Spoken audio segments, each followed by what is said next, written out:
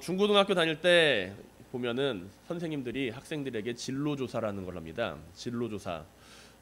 장래 어떤 일을 하고 싶은가에 대해서 조사를 하는 걸 진로조사라고 하죠. 근데 그 진로조사를 하는 데 있어서 꼭 적는 게 있어요. 너가 좋아하는 게 뭐니? 취미가 뭐고 특기가 뭐니? 라는 것을 적는 칸이 꼭 있었던 것으로 기억합니다. 학생들에게 종이를 쭉 나눠주고 그 칸에다가 질문을 적게 되면은 대략적으로 그 친구들은 무엇을 적어야 할지 고민을 할 때가 많이 있었죠. 그 질문을 마주하게 되면은 지금 우리도 아마 고민하게 될 겁니다.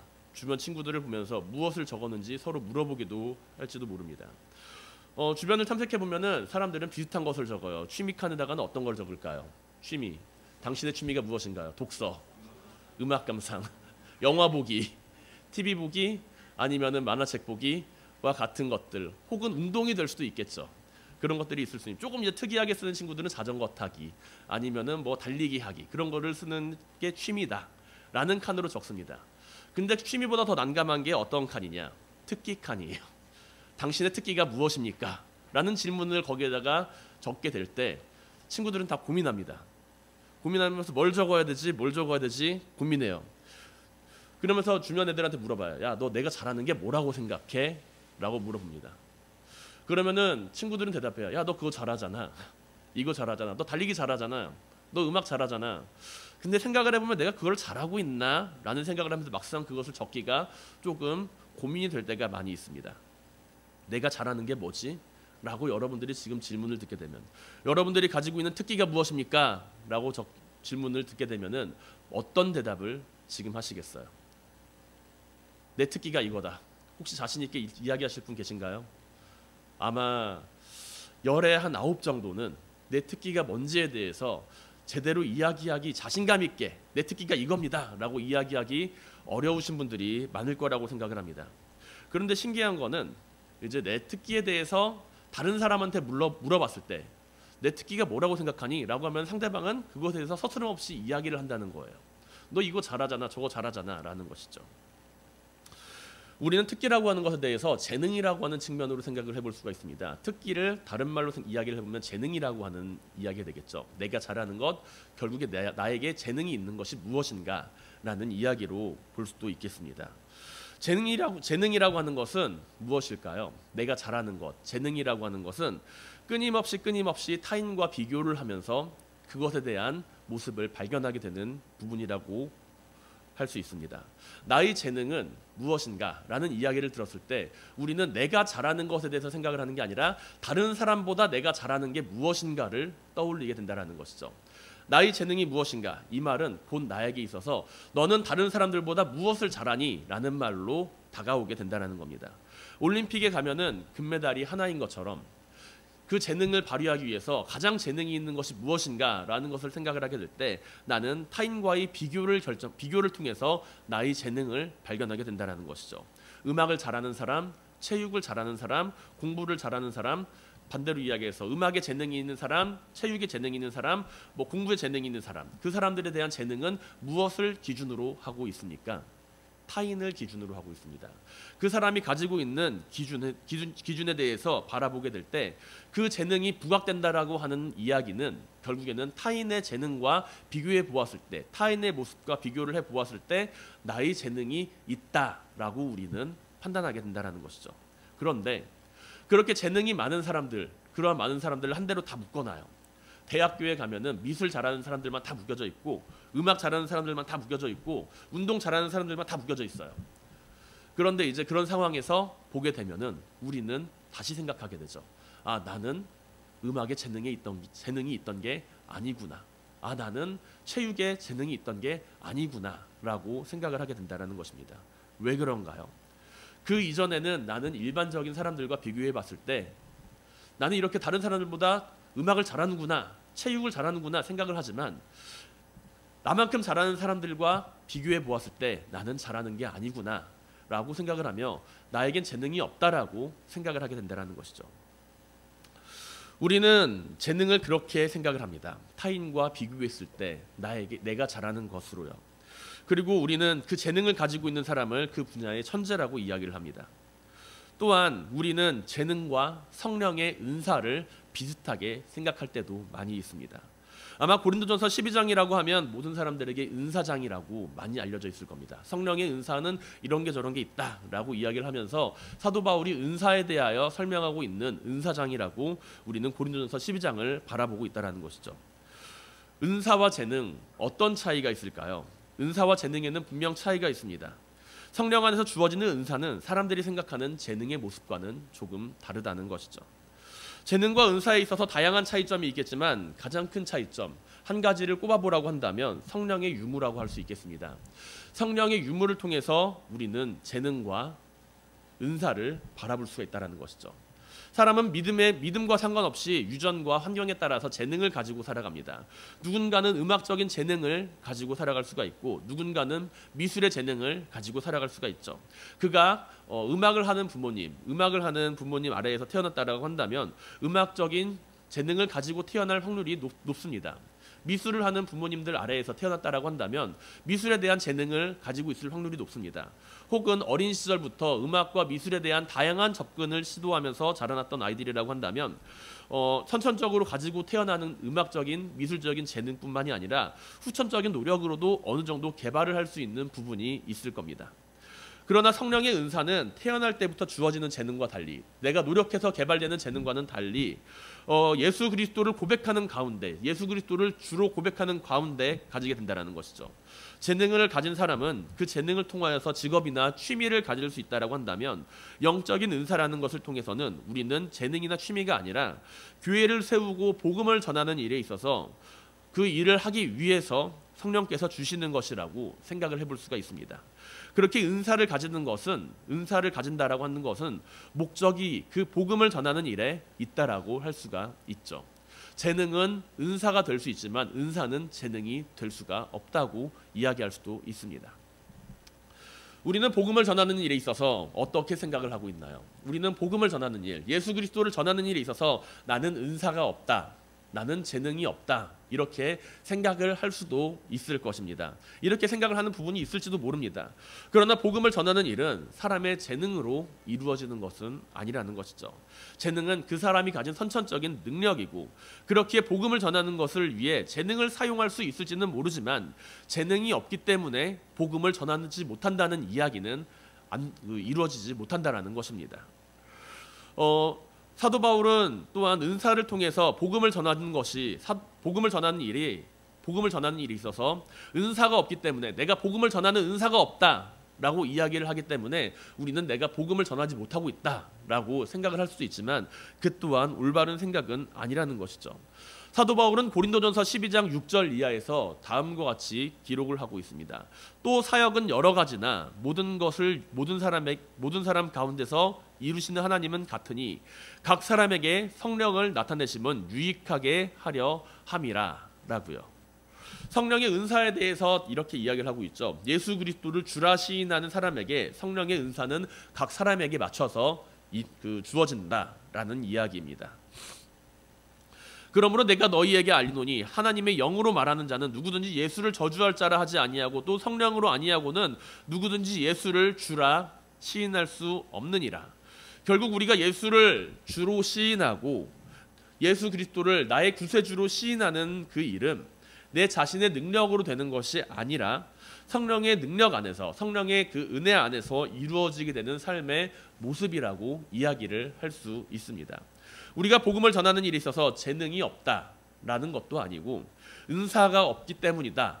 내가 예수를 주로 고백하는 가운데 결국에 성령께서 나와 함께 하신다면은 성령의 은사가 나에게 주어지지 못하는 것은 아니다라는 이야기죠. 그렇기 때문에 은사가 없기 때문이다라고 한다면 무엇 때문에 나는 복음을 전하지 못하고 있는 상황일까요? 우리는 재능도 있고 나름대로 은사도 가지고 있습니다. 그렇다면 무엇 때문에 복음을 전하지 못하고 있는 것입니까? 재능을 가지고서도 성령의 은사를 가지고서도 우리가 복음을 전하지 못하는 이유는 바로 비교의식 때문이라고 할 수가 있습니다. 고린도 교회 안에는 성령의 은사를 가지게 되면서 크고 작은 모습에 대하여 판단하는 기준들이 생겨났습니다. 성령의 은사를 받은 사람들이 고린도 교회 안에 많이 등장을 했어요. 서로가 가진 은사에 대해서 바라보게 되겠죠. 그리고 나서 그 은사를 통해서 사람들은 서로가 가진 은사를 비교하기 시작합니다. 그 비교하는 과정 가운데 부러워하는 마음도 있었을 것이고 시기하는 마음도 있었을 것입니다. 대부분의 사람들은 방언의 은사를 사모했다고 합니다. 왜냐하면 방언은 하늘의 말을 하는 놀라운 은사로 이야기를 하고 있다라고 여겨졌기 때문이죠. 방언의 은사를 가장 가치 있고 귀중한 은사로 여기고 그것에 비해서 다른 은사들은 상대적으로 조금 방언의 은사보다 낮은 급에 있는 은사라고 여겼다라는 것입니다. 사도 바울은 이러한 고린도 교회의 모습을 바라보며 그들의 잘못을 책망하죠. 성령의 은사 가운데 크고 작은 것은 없다. 모든 것은 한 성령으로 각 사람에게 유익하도록 하나님이 주신 것이다. 사도 바울은 고린도전서 12장에서 여러 가지 성령의 은사들을 말하면서 그리스도의 몸에 비유하며 각 은사들을 설명합니다. 그 은사들에 대하여 말을 하며 사도 바울이 이야기하는 고린도전서 12장의 내용을 전체적으로 바라보게 되었을 때 우리는 은사에는 다양한 모습이 있지만 모두가 중요한 역할을 감당하고 있구나라는 것을 생각을 해볼 수가 있다라는 것이죠.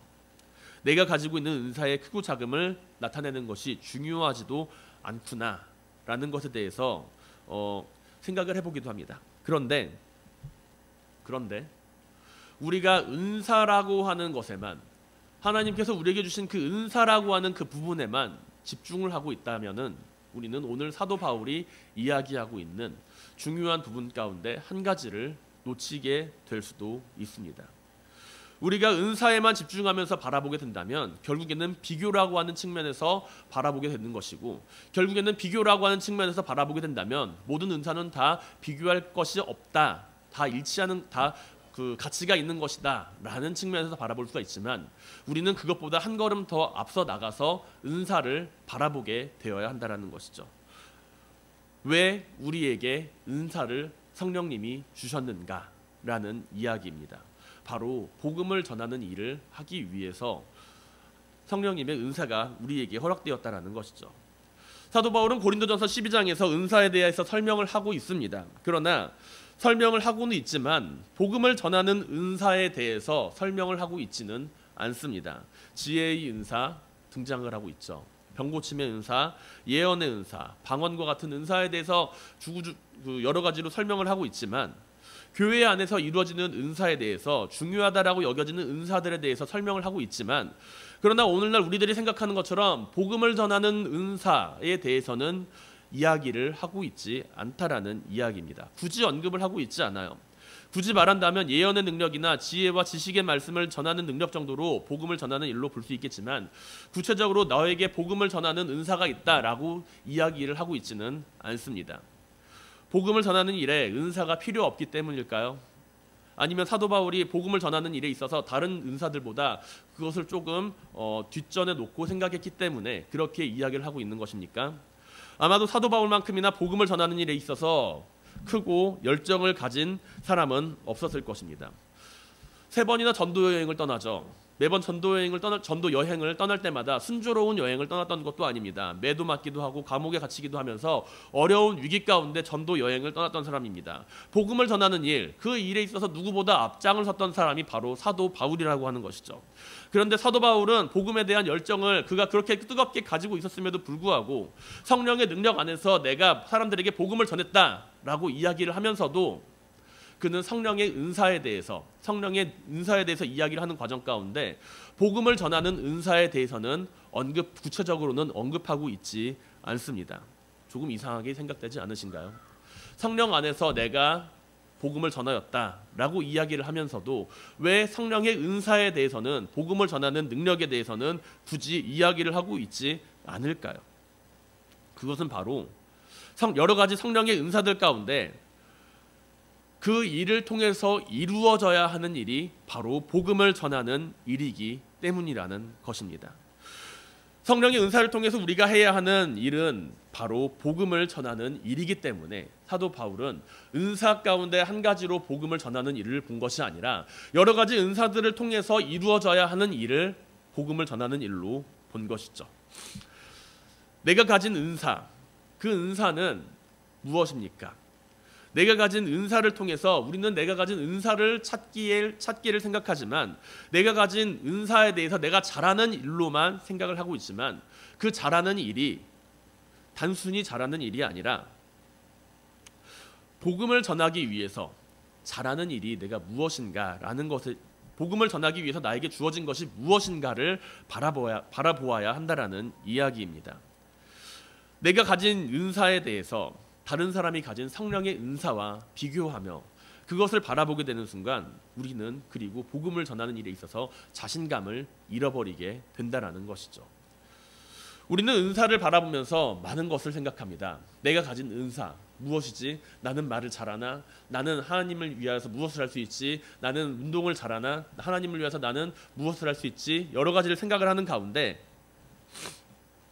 우리는 그 내가 잘하는 것을 타인이 잘하는 것과 비교하게 되는 순간 그것은 은사가 아니라 재능적인 측면으로서 내가 가진 것을 바라보게 된다는 것이죠.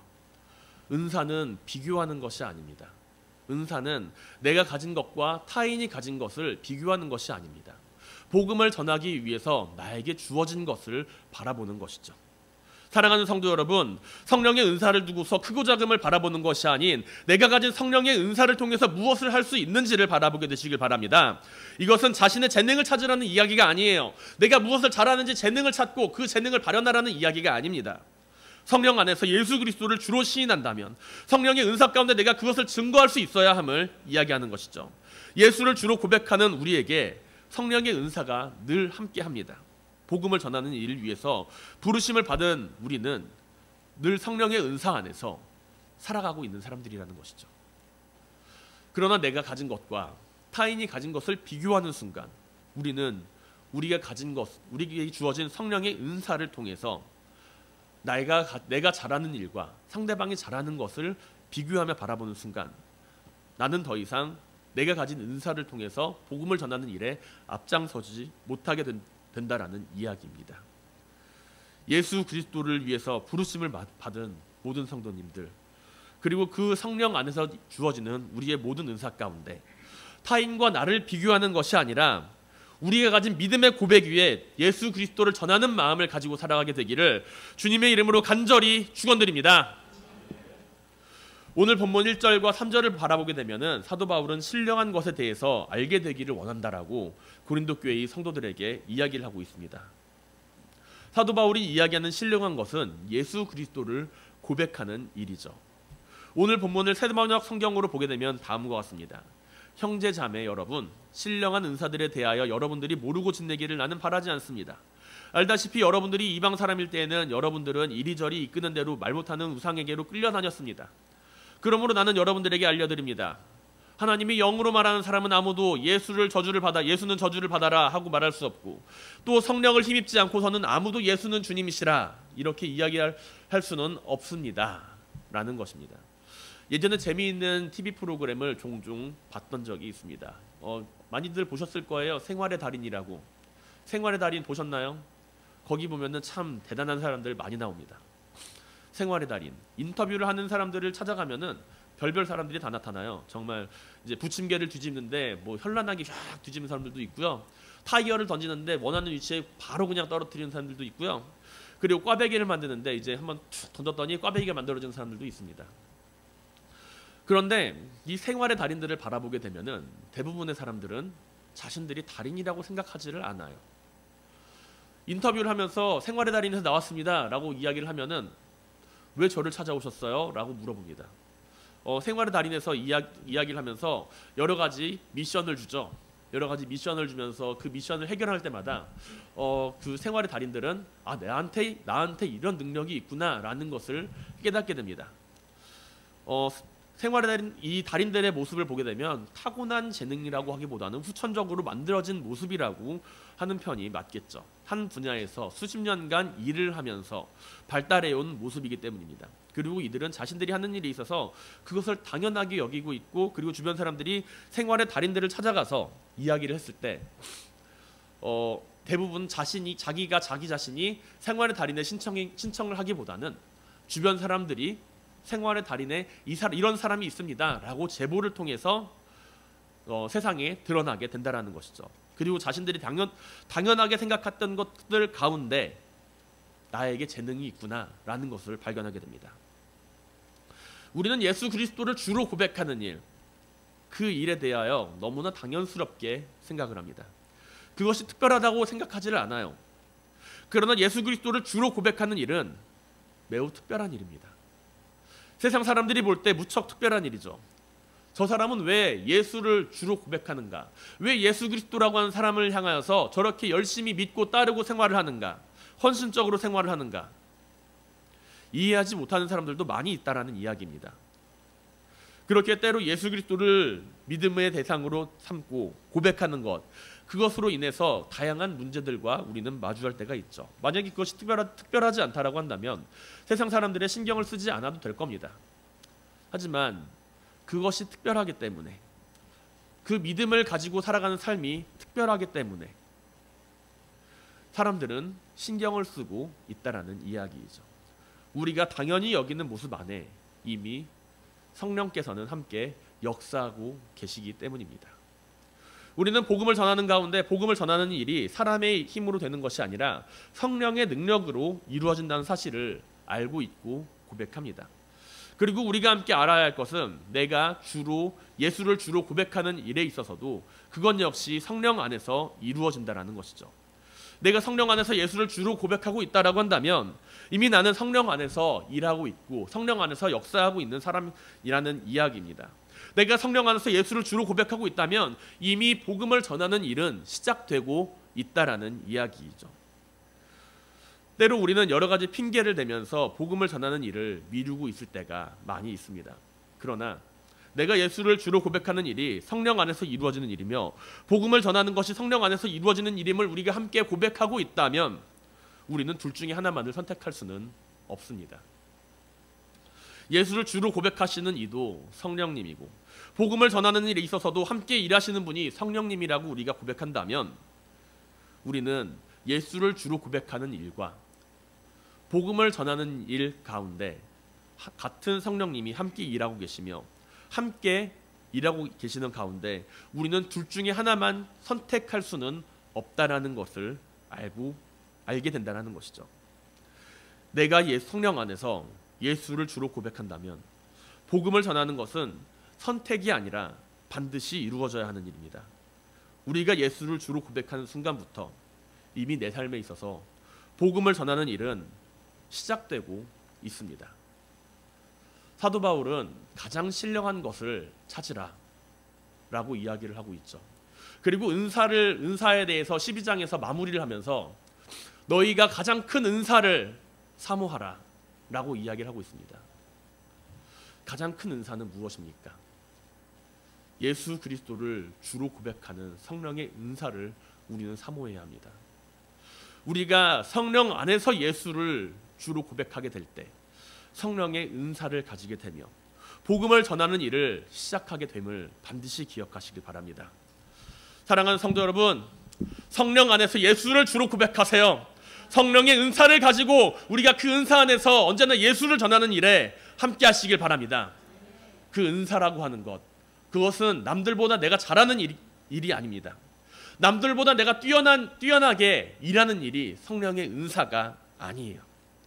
우리가 가진 다양한 은사들, 그것은 내가 남들보다 잘하는 일이 아니라 내가 예수 그리스도를 전하는 일에 있어서 할 수 있는 것을 의미합니다. 내가 예수 그리스도를 고백하는 가운데 할 수 있는 일이 바로 우리에게 주어진 성령의 은사입니다.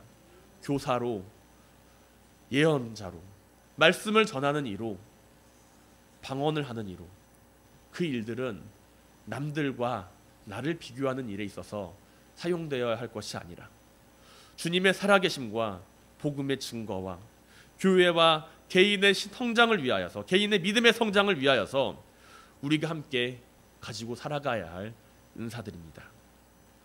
언제나 성령 안에서 예수를 주로 고백하고 성령의 은사 안에서 예수를 증거하는 삶을 살아가는 모든 성도님들이 되시기를 주님의 이름으로 간절히 축원드립니다.